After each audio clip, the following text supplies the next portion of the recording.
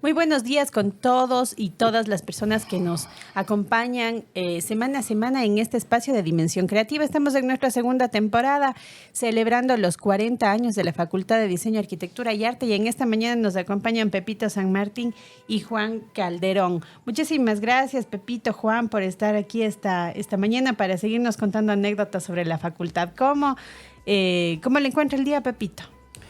Bueno, ante todo, muchas gracias. Y creo que especial estar aquí, poder compartir cosas desde la visión personal, de la parte sentimental. Muchas gracias, muy amable. Bueno, Pepito, no es un gusto tenerle aquí, además de que usted es un profesor tan querido de la facultad, es el artista insigne. Mateito, ¿cómo lo encuentra el día de hoy? ¿Bien? ¿Cómo le va, Manu? ¿Todo bien? Yo aquí interesante para poder hacer mis preguntas cuando usted me dé el paso. Bueno, Juan, bienvenido. Muchas gracias por haber aceptado nuestra invitación.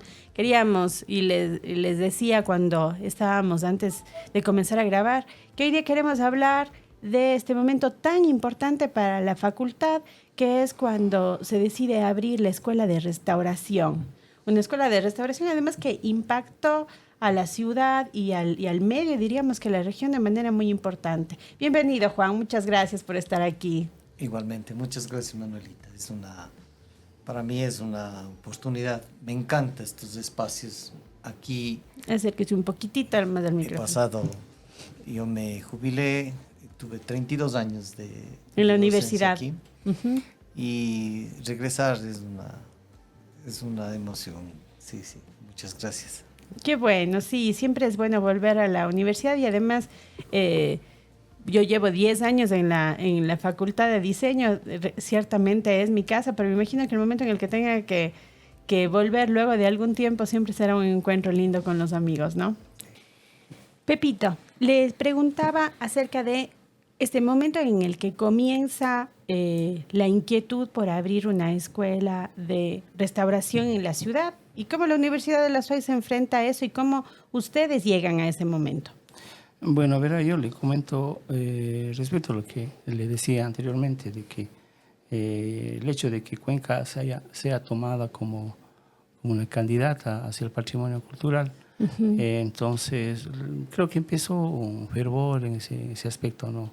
En los entes culturales, y de hecho en la universidad también fue inyectada ese ánimo para buscar y colaborar de cierta manera en el cuidado y la preservación del patrimonio. Entonces creo que se tomó la idea de crear una escuela para crear profesionales que ayuden a la conservación y al mantenimiento del patrimonio, como le vuelvo a repetir. Uno de las personas, yo llegué en el 2002 a la universidad. Ya. Entonces ya estaba la escuela. ¿Y estaba funcionando la escuela cuando usted llegó? Ya estaba funcionando la escuela, sí. Ya. De hecho, Marcelo Parra, que es una de las personas que hizo la parte de la funcionamiento de la carrera, de la escuela, sí. No tengo idea cómo se formó, sinceramente, pero ya, cuando llegué yo ya estaba, sí. Ya estaba, pero creo que fue el resultado de ese fervor que le digo del cuidado del patrimonio, ¿no?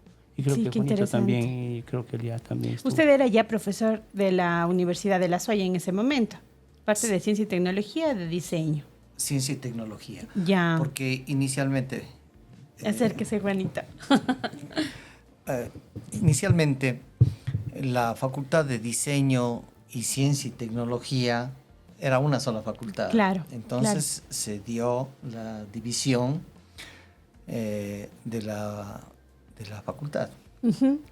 Bien, entonces yo trabajaba, era laboratorista y tenía también una carga docente en la Escuela de Ciencia y Tecnología, en la facultad.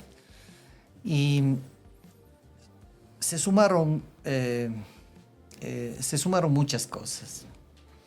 El doctor Juan Cordero era director del área cultural del Banco Central. Ya. Y también estaba vinculado con el prorectorado. Claro. Igual el doctor Mario Jaramillo, de quien aprendimos muchísimo. Éramos muchachos todavía. Yo soy químico. Uh-huh. Y pues ya surgieron cuestionamientos sobre esta área que era la parte de análisis químico del patrimonio. Ya, perfecto. De cómo poder restaurar o ayudar a no dañar tal vez las obras de arte mientras estaban haciendo estas restauraciones. Sí, pues había que recopilar procesos. Y eso significaba entrar en la historia de sus actores, ¿no? Uh-huh. Las técnicas que utilizaron, los pigmentos que utilizaron, los adhesivos que utilizaron. Entonces era una ciencia... hacer casi un trabajo forense, ¿no? Exactamente. Uh-huh. Había que ver, había que conocerlo. Uh-huh. Bien, y al mismo tiempo tener una propuesta, porque nuestro patrimonio es muy especial. Es un patrimonio que nos ha quedado de muchas fuentes. Tenemos prehispánicas, incas, cañaris, ¿ven? Claro. Pero también tenemos una influencia europea por el comercio que tuvo la ciudad con Europa. Entonces vinieron una cantidad de bienes, vino pintura europea acá, uh-huh. Vino escultura. Y las escuelas. Y las escuelas. Por ejemplo, nos encontramos con textiles europeos de Asia Central. O sea, aquí se pudo encontrar alfombras persas. Ya. En fin, una serie de elementos objetos valiosísimos. Bellísimos. Y por todas estas condiciones que se dieron, que se sumaron, de pronto estábamos frente a un patrimonio muy diverso, con una diversidad de materiales, de técnicas, y entonces había que comenzar a descubrirlos. Porque y con la necesidad del conocimiento y de prepararnos para enfrentar su conservación. Exactamente. Entonces había que buscar las fuentes y había que buscar las herramientas para poder enfrentarnos a este nuevo reto. Quito en el año 78, uh-huh. El 8 de septiembre, fue declarado patrimonio ya. Cultural, sí. Entonces, del 78 al 98, uh-huh.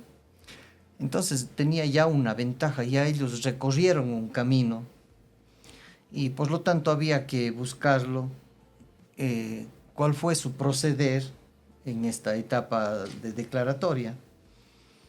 Y por eso es que acudimos. En ese tiempo el doctor Juan tenía esta relación con el Banco Central y hubo como solicitar este intercambio de información con el Banco Central. Entonces me mandaron a Quito y comenzamos a investigar. ¿Usted también trabajaba en el Banco Central en ese momento? No, yo trabajaba aquí en la universidad. Pero hubo una suerte de intercambio, de colaboración. Sí. Entonces comenzamos a investigar cuál fue el proceder del banco, los laboratorios que tenía montado el banco para los estudios de los bienes patrimoniales, y de igual forma con el Instituto de Patrimonio. Uh-huh. Y fue un tiempo lindísimo de intercambio de información, de mucha generosidad. O sea, esto hay que dejarlo en claro. Tuvimos gente muy generosa. Y muy comprometida, muy curiosa también. Sí. Y que creo que hay que citarlos, fueron nuestros iniciadores. Y bueno, entonces la experiencia se sumó. Uh-huh.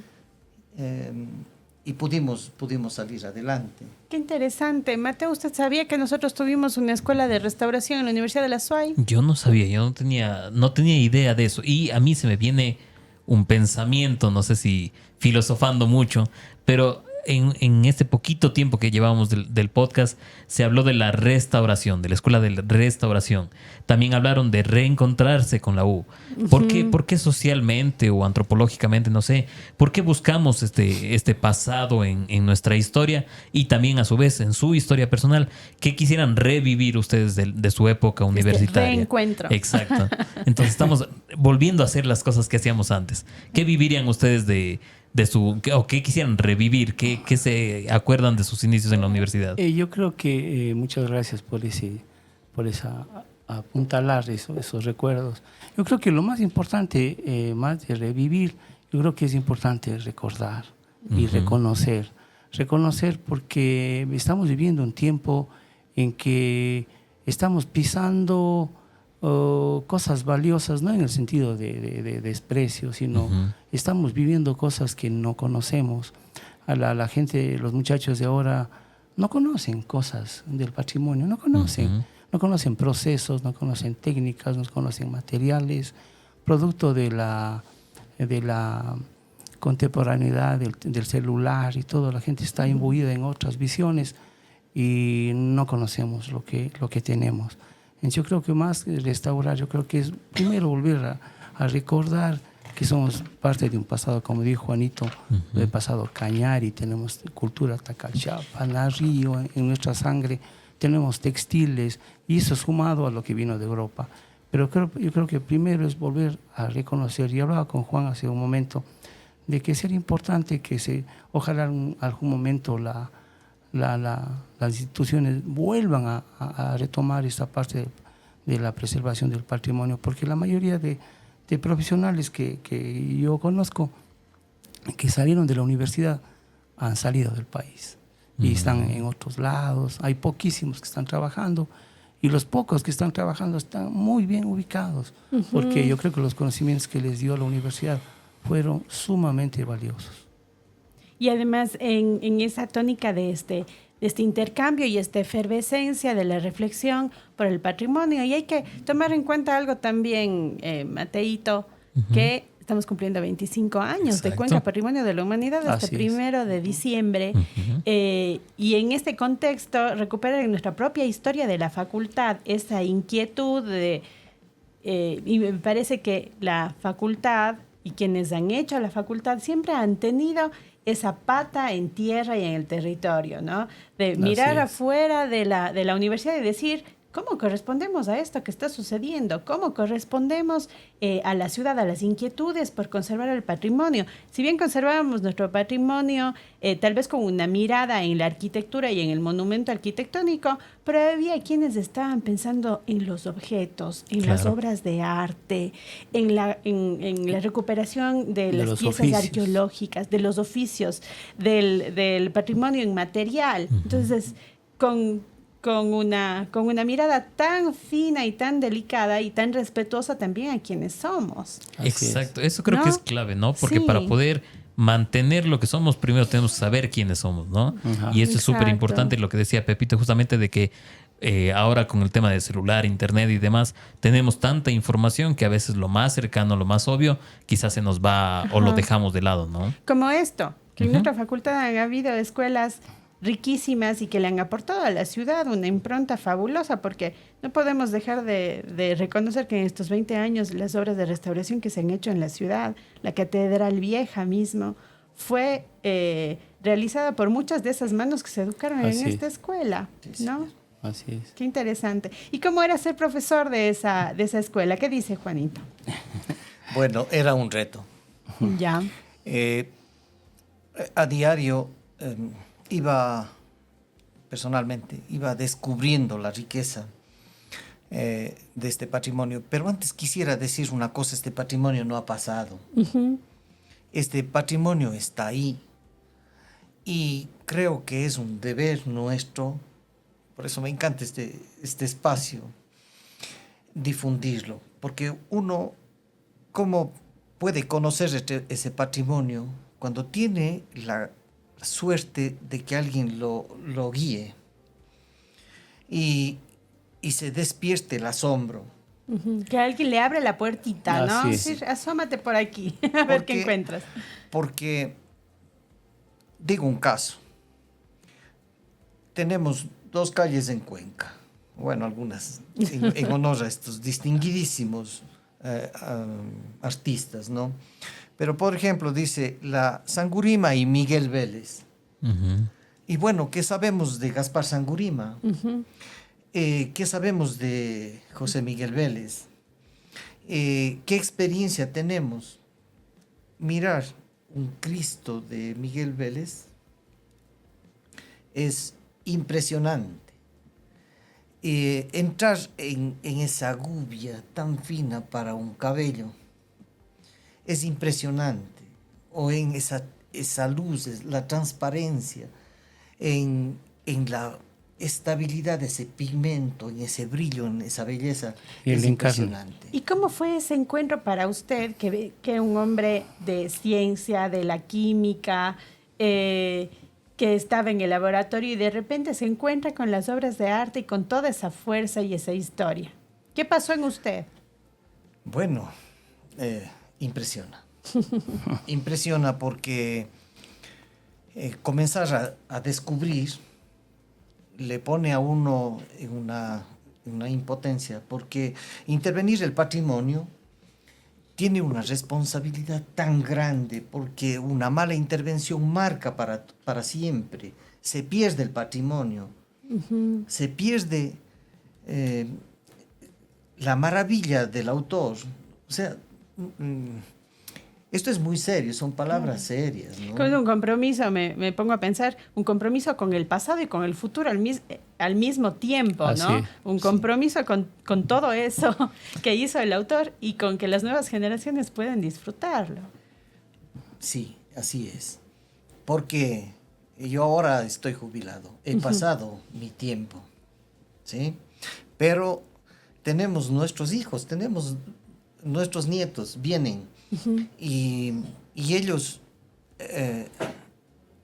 escuchan o no escuchan este conocimiento, ¿no? Entonces van a entrar también en este asombro. Entonces, no ha pasado.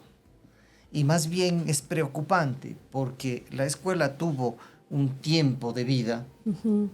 Hemos formado, aprendimos también con ellos, con nuestros estudiantes, y de ellos han tomado especialidades porque es un campo muy grande. Aprovechamos la experiencia de mucha gente, decía de Quito sobre todo. Del Fonsal, me imagino también, ¿no? Sí, pero... ¿Qué era el Fonsal, perdón? Yo que no soy diseñador, ¿qué es el Fonsal? Es el Fondo de Salvamento. Ok. Trabaja en Quito, bueno, en todo el país, ¿no? En todo el país, ajá. Pero quienes iniciaron con el Fonsal estuvieron presentes cuando se estructuró, cuando se conformó la Escuela de Restauración. Podemos hablar de Marcos Rivadeneira, el papel, por ejemplo. Y quedaron discípulos del papel que han trabajado muy discreta. Del manejo del papel, de los restauración libros del papel. Sí, del papel, manejo y restauración del papel. Porque Cuenca tiene un fondo bibliográfico antiguo. Unas bibliotecas fantásticas. Fantásticas y que no se conoce. Que están en nuestras reservas. Sí. Yo tuve la suerte de intervenir en una reserva de la catedral nomás, de la catedral vieja y del seminario mayor. Habían 5.000 libros que tuvimos que estructurar cámaras de fumigación, proceder a fumigar, a estabilizarlos con una riqueza impresionante estos libros. Y no son públicos. No pueden. No pueden claro. ser públicos. Entonces, igual, en muchos campos, Cuenca tiene este fondo que tiene que ser encontrado, que tiene que ser buscado, pero tiene que ser guiado. Y ese es el miedo. Hoy estamos disfrutando de esta belleza patrimonial de Cuenca, que está trayendo mucho turismo, que la gente está contenta, que se admira de Cuenca, que puede disfrutar de Cuenca, pero también cuán pendiente estamos de este Fondo Patrimonial de Cuenca. Claro, pero es una partecita, hay que tomarlo conciencia, ¿no? Es una pequeña parte. Fuimos parte y queda mucho todavía de formar más especialistas, ¿no? Pues promocionar el patrimonio, o sea, ir un poquito más allá. Aquí hay hechos curiosos. Por ejemplo, el uso de la cal en nuestras construcciones patrimoniales no se la conoce bien. Y desde el punto de vista químico vemos estas construcciones romanas que se conservan y que se consolidan con la humedad, se endurecen, son cementos realmente. Empiezan a formar un solo cuerpo. Sí. Y aquí tenemos nuestra catedral, tenemos el puentecito del descanso. Y cuando vino el problema de la Josefina, no se fue. No, se consolidó. O sea, químicamente se endureció más y seguirá ahí con tranquilidad, no pasa nada. Entonces estas cosas es necesario promocionarlas, igual estudiarlas, ¿no? Y comprender cómo funcionó. Y difundirlas, de la diversidad constructiva en Cuenca, ¿no es cierto? ¿De dónde viene? ¿Cuáles son las fuentes? ¿Por qué estas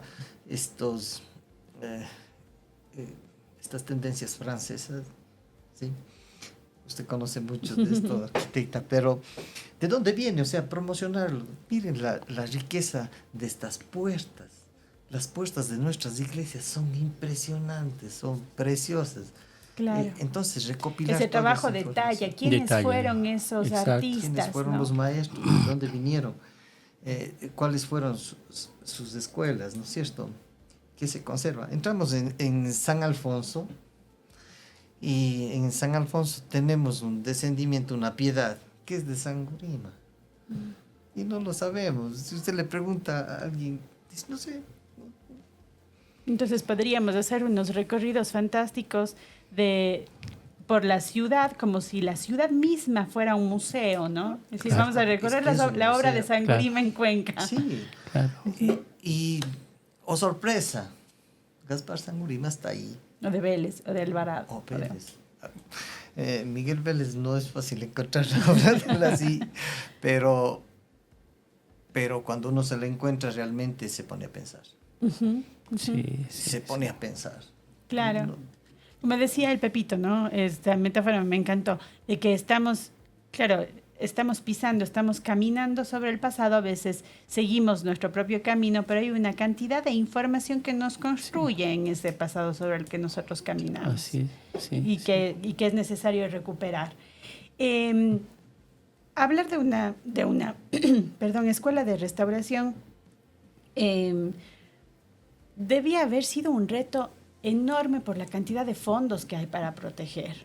La escuela se especializó en la protección de algún tipo de fondo patrimonial específico, algún tipo de arte específico, o trató de cubrir varias áreas. Pienso en la restauración de libros, obras de arte, madera,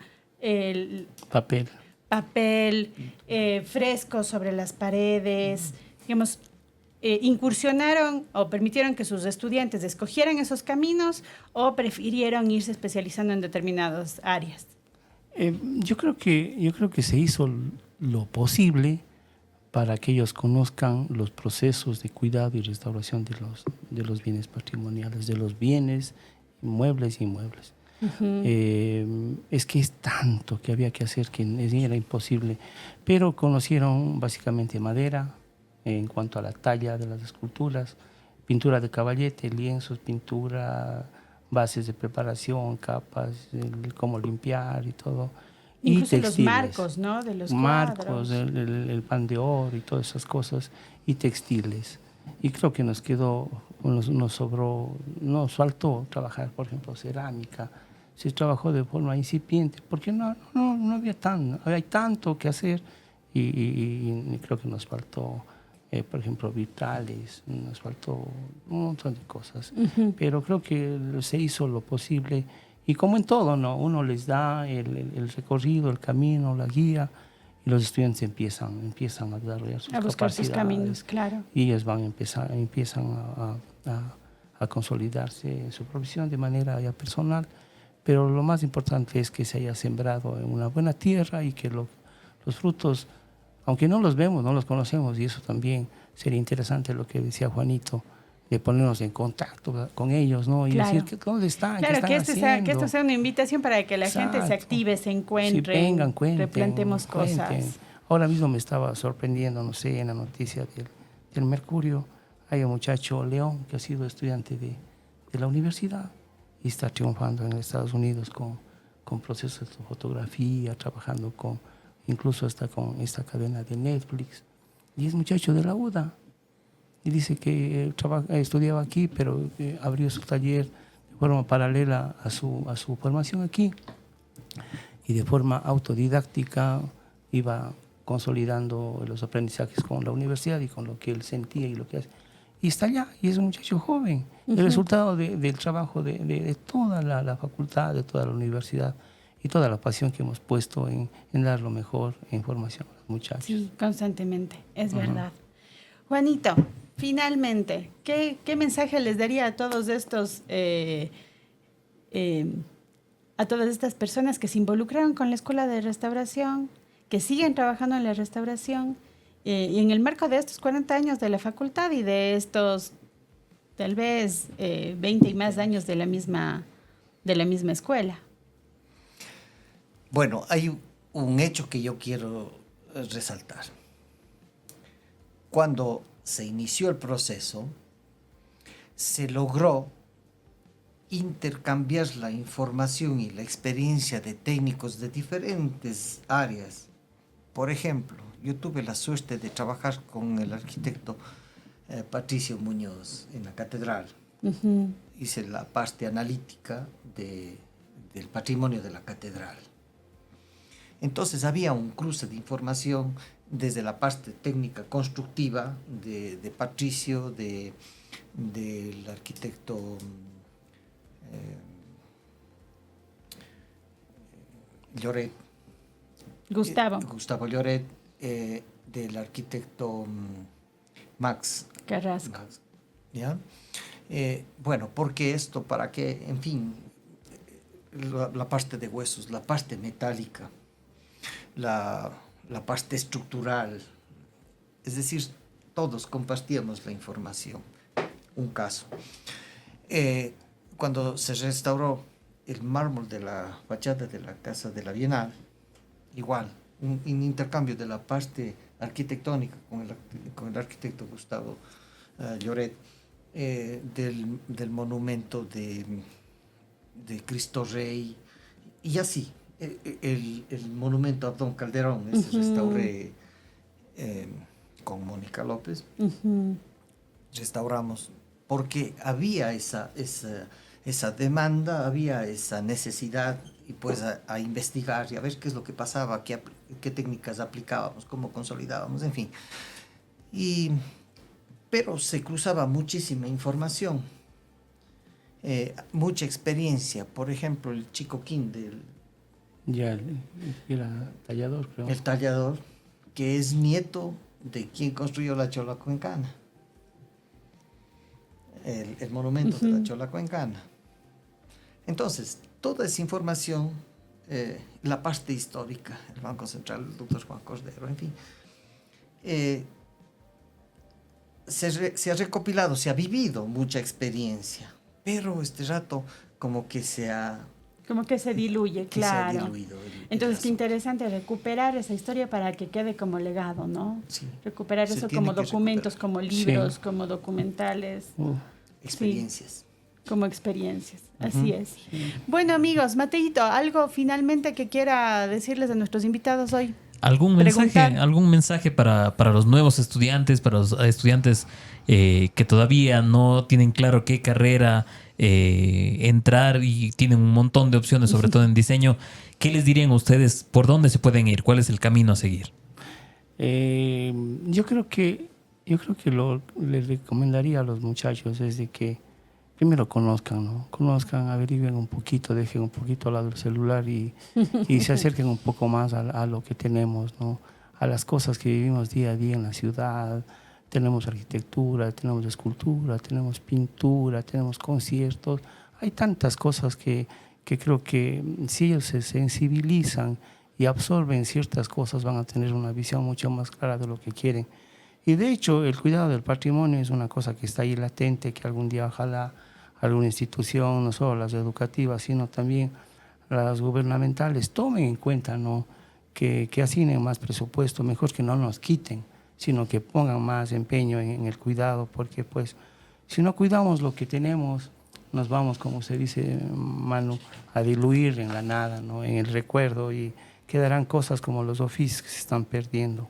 Creo que ojalá podamos, como les digo, pinchar un poquito en la conciencia de la gente que puede ayudar a que esto renazca nuevamente, ese fervor que está ahí latente, el patrimonio. Y creo que tenemos como seres vivos, como seres humanos que estamos aquí pasando, creo que tenemos el derecho a cuidar para las futuras generaciones. Y para nuestro disfrute y conocimiento, para admirarnos, claro, ¿no? La belleza está en todas las cosas que están ahí, pero la belleza está en los ojos de los que ven.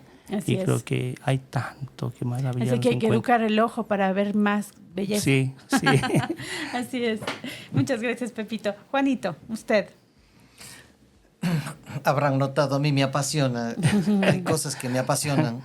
Y pues yo les invitaría a los chicos a buscar las fuentes, como se dice, ¿no es cierto? A buscar las fuentes. Porque hay un desconocimiento ya. Yo no estoy muy en contra, repito, de la parte tecnológica. Porque, no, nunca. Porque más bien hay tanta información que eso despista la fuente. O sea, podemos encontrar una información impresionante en el ámbito que se quiera, pero no va a las fuentes. No va a, por ejemplo, que nuestros artistas utilizaron cola de conejo.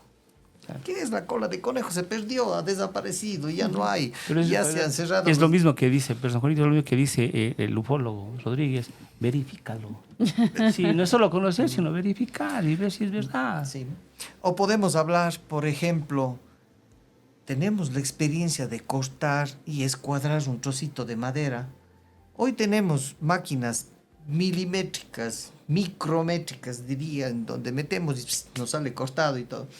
Pero nuestros maestros lo hicieron a escuadra en plantillas para escuadrar justamente la madera y ver el problema que es pulirle, terminarle, darle el brillo, darles esos tonos tan preciosos de las vetas. En fin, entonces, esas son las fuentes. Cuestionarnos que, por ejemplo, un pedazo de madera tallada y en donde podemos ver los centros de los vasos de la madera y estas manchitas y estas fibras de lignina que están ahí presentes dando la tonalidad, pues eso, el momento que descubrimos comenzamos a conservar el patrimonio que tenemos y comenzamos a descubrir la maravilla de esas manos que la hicieron, ¿no? Y bueno, nos vamos a afanar en conservar. Sí. Pero lo penoso es que al perder ese interés y al perder el poder mirar esa maravilla, se pierde también el patrimonio. El patrimonio no es solamente de esta generación, ya estamos pasando como generación, pero vienen nuestros hijos. Y hay tanto, miren, tenemos unos fondos de textiles, de libros, de etnografía. Nuestras tradiciones, de nuestro montullo, de nuestro cañar y que se mantienen. De gastronomía, en este caso. Y descubrir estas maravillas pues no hay por qué preocuparnos mucho de la incertidumbre del futuro. Dediquemos a explotar ese poquito, esas cosas puntuales y a salvarlos realmente. Entonces, ese es mi llamado para tal vez nuevas posibilidades para los chicos. Se necesita manos. El patrimonio es muy grande. ¿Y qué es lo que pasa? Las personas que tienen estos bienes prefieren decir, no me toquen, no, o sea, hasta ahí nomás. Así se conserva hasta cuando pueda verlo. Claro, como la selva que cubre todas estas enormes ciudades, ¿no es cierto? Es preferible que esté cubierta, que nadie les haga nada, a que pueda perderse. Bueno, amigos, muchas gracias, Mateito, por esta mañana. Muchas gracias, Pepito. Gracias a ustedes. Juan, por esta mañana linda en la que hemos podido hablar sobre la Escuela de Restauración y hacerle también una invitación a toda la gente que formó parte de esta escuela para visibilizar la importancia de conservar nuestro legado, ¿no? Conservar aquello que somos y además poner en valor este momento tan importante y esta apuesta tan importante que hizo, entre tantas apuestas, la Facultad de Diseño, Arquitectura y Arte en su momento y la Universidad de la SUAY. Muchas gracias, nos veremos la próxima semana. Gracias, Gracias, señores. Muchas gracias. Chau, amigos.